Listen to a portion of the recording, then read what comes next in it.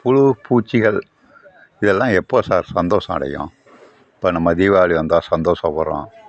நல்ல நாள் வந்துச்சுன்னா ஏதாச்சும் பலகாரமெல்லாம் செஞ்சு சந்தோஷமாக வாழ்கிறோம். இந்த புழு பூச்சிகள் ஓரறிவு படைத்த உயிரினம், அதெல்லாம் எப்பொழுது சந்தோஷமாக இருக்கும்? கொஞ்சம் நினச்சி பாருங்கள். தர்மம் செய்கிறது, நம்ம ஒரு 100 பேருக்கு அன்னதானம் பண்ணுறது அல்லது ரோடு போடுறது, வீடு கட்டி கொடுக்குறது, இது மட்டும் தர்மம் இல்லை. இந்த புழு பூச்சிகள்லாம் எப்போதுமே உணவை தேடி அலைஞ்சிட்ருக்கும். பூமியில், மண்ணில், குப்பையில், சகதியில் இந்த மாதிரி அலைஞ்சிக்கிட்டே இருக்கும். நீங்கள் ஒன்றும் இல்லை, ஒரு நாட்டு சர்க்கரை ஒரு 5 ரூபாய்க்கு வாங்கி இந்த குப்பை கோழியில் போடுங்க, அதற்கு அமிர்தம் கிடைச்சது மாதிரி இருக்கும். சந்தோஷப்படும் அது மனசு. அந்த மாதிரி இந்த உயிரினங்களை சந்தோஷப்பட்டால் நம்மளுடைய தர்மம் வளரும், நம்மளுடைய பாவங்கள் குறையும், நம்ம நல்வழியில் வாழுவோம். இதையும் புரிஞ்சுக்கிறானோ அதுதான்